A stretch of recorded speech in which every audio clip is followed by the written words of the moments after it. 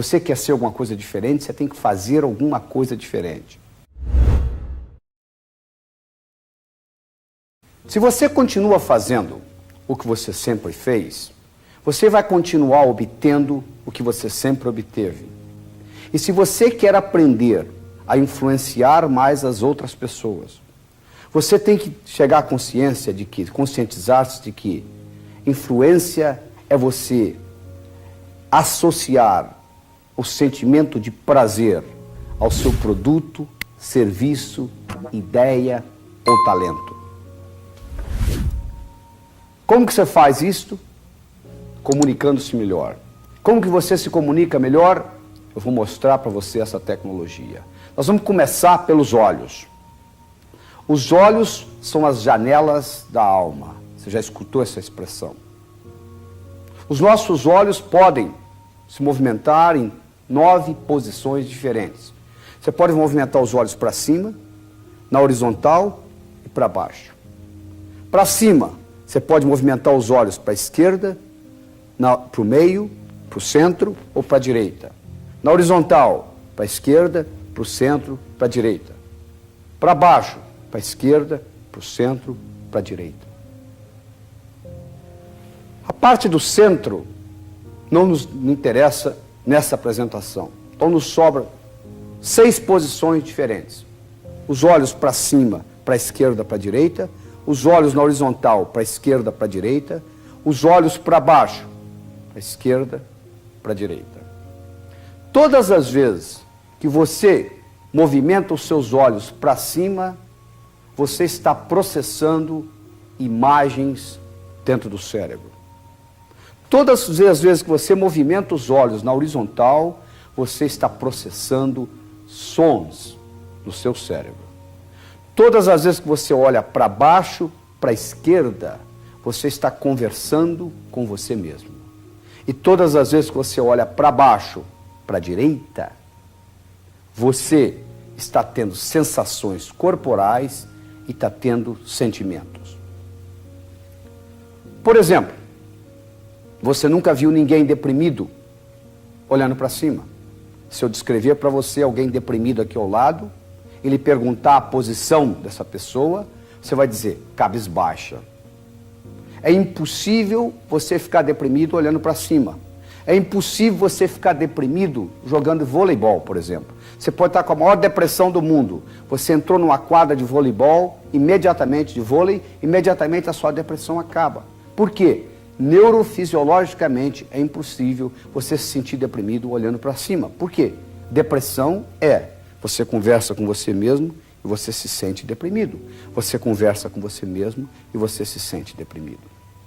O que tem essa movimentação dos olhos a ver com a comunicação? Tem a ver o seguinte, todo pensamento que você tem, seja ele qual for, ele pode ser desmembrado em 3 componentes. Um componente visual, um componente auditivo e um componente sinestésico. Ou você, vamos supor o seguinte, você começa a recordar um evento agradável que ocorreu na sua infância. Então, para você lembrar desse evento, você tem que pensar em imagens, acrescentar ou não sons e ter sentimento agradável. Qualquer coisa que você pensar é desmembrada em 3 componentes: visual, auditivo e sinestésico. Apesar de eu estar falando em português, eu, na realidade, estou conversando com você em 3 línguas diferentes. Eu estou falando a língua visual, a língua auditiva e a língua sinestésica. E um modo de você descobrir como a pessoa está processando o pensamento é pela observação do movimento dos olhos. Todas as vezes que a pessoa olha para cima, ela está processando imagens no cérebro. Todas as vezes que a pessoa olha na horizontal, ela está processando sons. Toda vez que ela olha para baixo, para a esquerda, ela está conversando com ela mesma. Toda vez que ela olha para baixo, para a direita, ela está tendo sentimentos de própria percepção e emoções. Então vamos supor o seguinte, você está conversando com alguém e você observa os olhos dessa pessoa e no momento que você fala alguma coisa, ela olha para cima. Então você sabe não o que ela está pensando, mas como ela está pensando, com imagens. Se nesse momento você disser para ela, você está vendo o que eu estou dizendo? A palavra vendo encontra o canal visual aberto e você vai se comunicar melhor com essa pessoa. Você passa a ser mais inteligente interpessoalmente. Se você está prestando atenção na pessoa falando e ela simplesmente diz o seguinte, ela não só diz, ela movimenta os olhos para baixo, para a direita.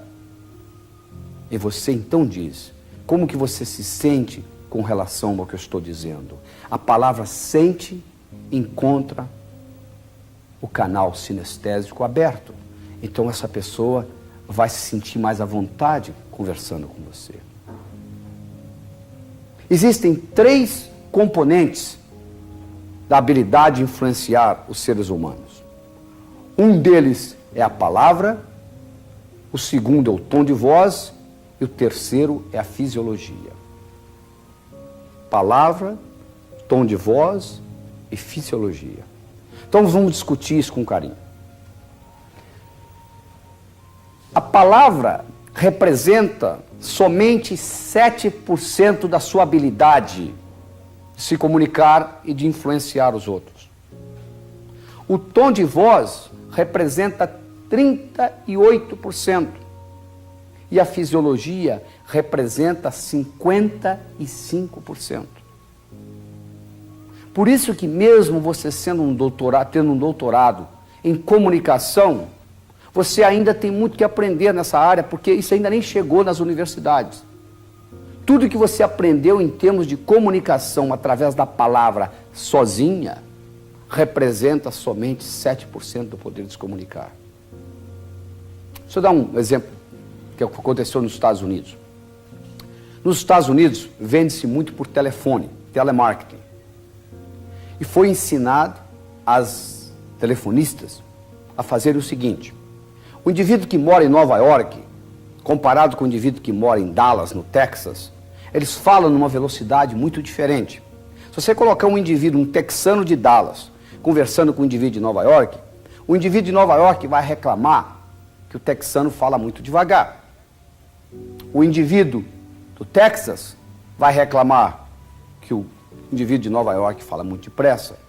Então foi ensinado às telefonistas o seguinte, que elas iriam assumir a mesma velocidade de voz da pessoa com a qual elas estavam falando no telefone. Se a pessoa falasse devagar, elas falariam mais devagar. Se a pessoa falasse depressa, elas falariam mais depressa.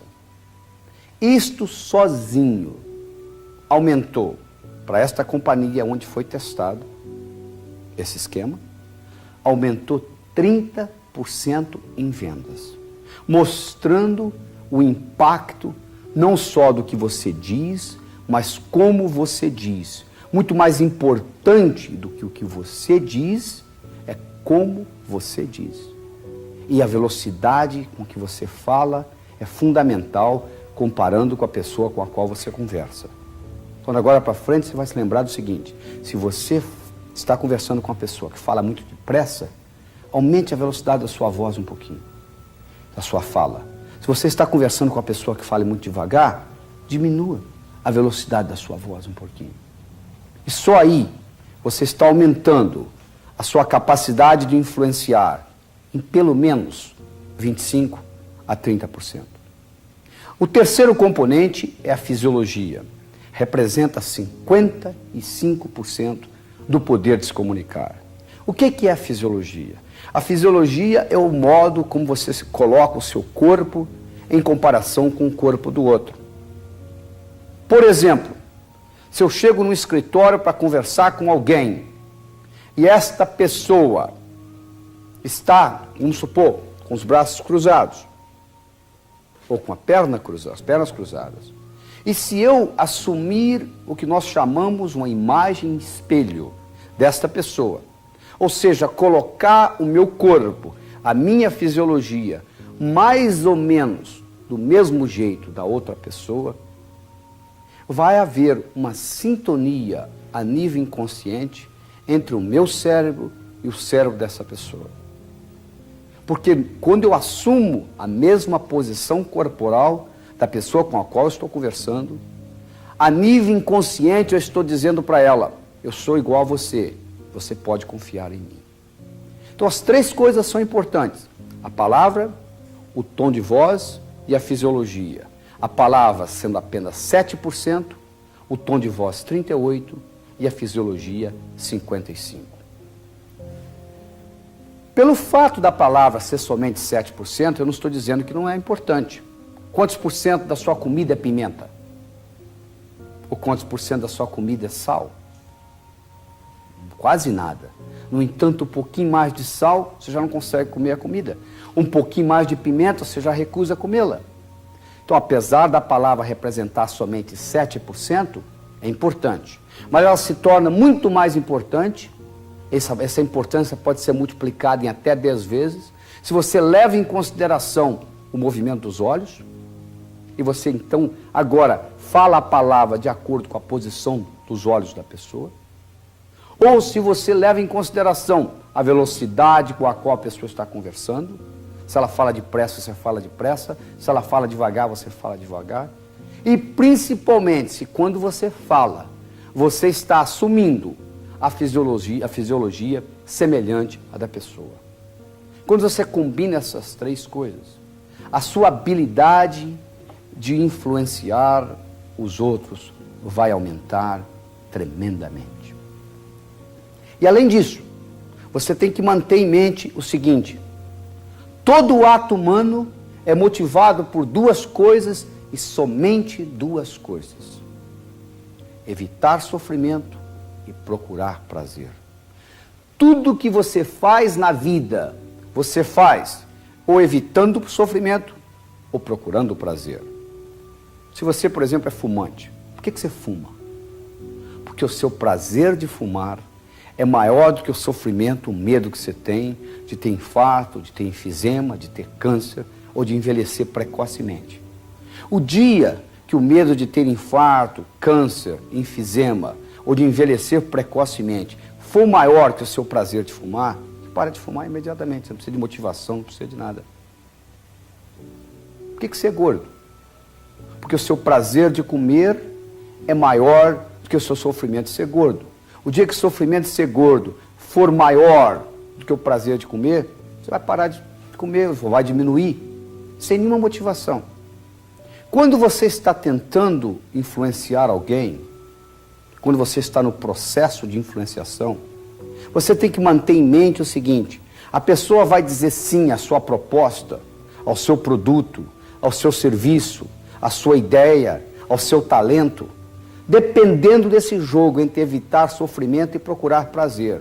Se o que você oferece vai causar mais prazer do que o sofrimento dela desembolsar dinheiro ou tempo, ela vai admitir e vai adquirir a sua ideia, o seu produto, o seu serviço, o seu talento.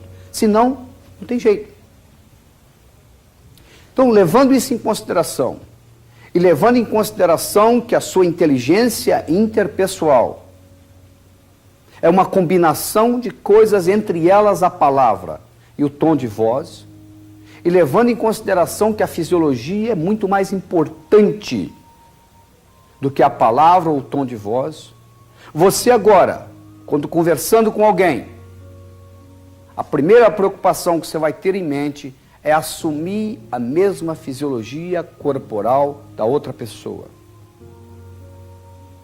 Como você vê nesse slide, desses três indivíduos aí colocados, esse chefe que está sentado na cabeceira da mesa, se ele tiver que promover um dos três, e tudo mais sendo igual, será promovida a pessoa que estiver com a fisiologia semelhante à dele. Se eu levasse você a um restaurante público qualquer na cidade, e lhe mostrasse de longe um casal sentado lá almoçando ou jantando, eu dissesse para você o seguinte: você vai dar uma nota de 1 a 10 no relacionamento daqueles dois ali, sem escutar o que eles estão falando, simplesmente de longe observando o modo a atitude deles, a atitude corporal. E você fosse lá e olhasse o casal, e você, ou dois amigos conversando, ou marido e mulher, e você olhasse o casal e você deu a nota 8, por exemplo. Aí eu lhe perguntaria, por que 8? Você disse, por causa do jeitão. Que jeitão? Isso que você chama de jeitão, se você for analisar cientificamente, em detalhes, é nada mais, nada menos do que essa imagem espelho entre um e o outro.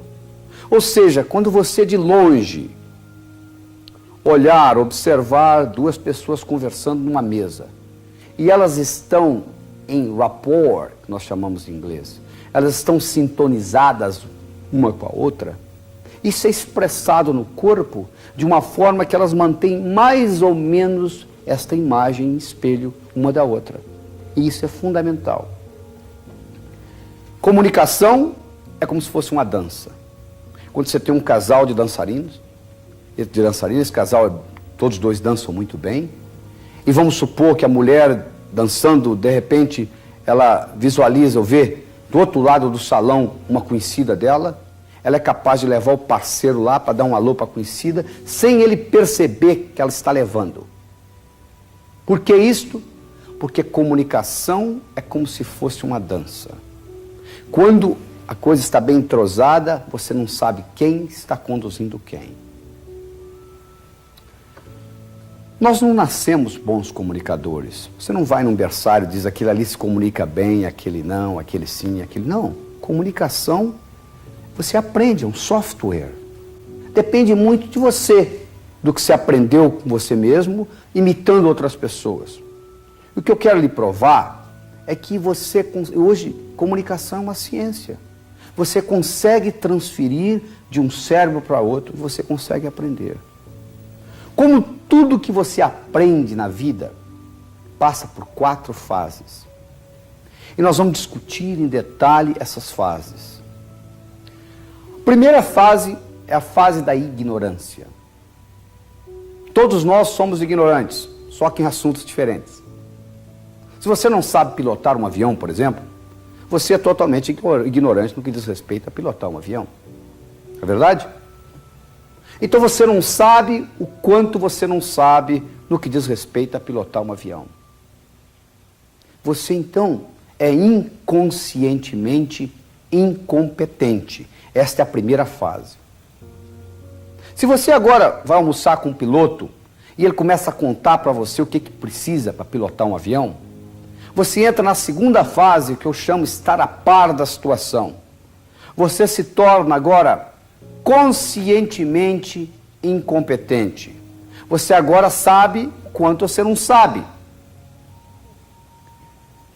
Vamos supor que você agora se interesse pelo avião a tal ponto que você decida tirar o brevet. Você vai e pilota 40 horas e se torna um piloto. Você agora aprendeu a pilotar avião. Você agora tem o que nós chamamos de conhecimento. Você agora é conscientemente competente. Você sabe o quanto você sabe. Vamos supor que agora você pilote avião por 20 anos. Depois de 20 anos, você não pensa mais em como pilotar avião. Você simplesmente entra no avião, liga e levanta voo. Por quê? Porque você, nesse momento, o que aconteceu com você? Você se tornou inconscientemente competente. Você agora já não sabe o quanto você sabe. Todos nós, quando estamos aprendendo qualquer coisa nova, nós passamos por essas 4 fases. Ignorância, a par, conhecimento e essa 4ª fase chama-se sabedoria.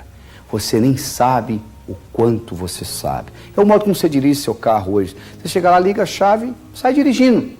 Você não está prestando atenção se você está pisando no acelerador, ou no freio, ou na embreagem. Isso tudo é automático. Você coloca no piloto automático no seu cérebro e vai embora. Agora, uma coisa interessante é o seguinte.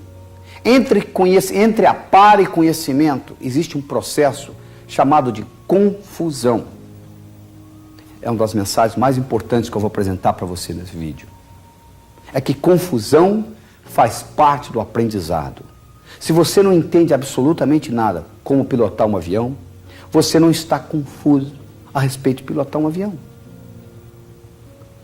Mas no momento que você começa a aprender como pilotar um avião, confusão aparece no seu cérebro. Então, confusão é bem-vinda. Nós temos que ensinar isso para as escolas, ensinar isso para os estudantes, ensinar isso para os pais, de que confusão faz parte do aprendizado. Quando você ficar confuso a respeito de alguma coisa, isso significa que você está quase adquirindo conhecimento naquilo. Então, o processo de aprendizado passa pela fase de confusão.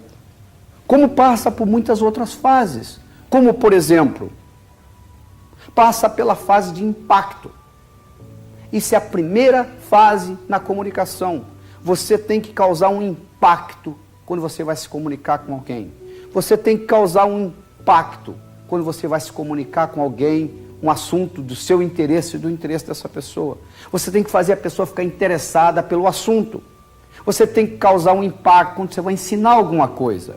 Então essa é a primeira fase da comunicação. O aprendizado não existe sem repetição. Repetição é a mãe do aprendizado. Do mesmo modo, para você comunicar alguma coisa para o cérebro da outra pessoa, há necessidade de uma certa repetição. Se você falar uma ideia uma vez só para o outro cérebro, essa ideia pode passar desapercebida. Às vezes você tem que falar 2, às vezes você tem que falar 3, 4. O aprendizado exige repetição. Como é que você aprendeu a andar? Você levantou um dia e saiu andando? Não, você levantou, caiu, levantou, caiu, levantou, caiu. Você fez isso várias vezes até que você andou. É verdade? Então é importante você aprender a repetir as coisas, talvez de uma forma um pouco diferente, para que o outro cérebro entenda a mensagem. A terceira coisa importante no processo de aprendizado é a utilização. O que adianta você assistir esse vídeo, por exemplo, escutar essas ideias todas e não utilizar nada do que estamos discutindo aqui? Não utilizar o movimento dos olhos, não utilizar o tom de voz, assumindo a mesma velocidade da pessoa com a qual você conversa, não utilizar a fisiologia, assumindo a postura semelhante a que a pessoa está, como se fosse uma imagem espelho. Que adianta? Ficou apenas um exercício intelectual. Uma vez você utilizando, vai chegar uma hora que isso vai interiorizar, vai ficar parte de você. Você não precisa se preocupar mais. Você vai chegar um momento que você não vai precisar ficar estudando se o olho do indivíduo está mexendo para cima, ou para baixo, ou para a esquerda, ou para a direita. Isso não faz diferença mais. Entende? Porque você interiorizou, faz parte agora da sua natureza.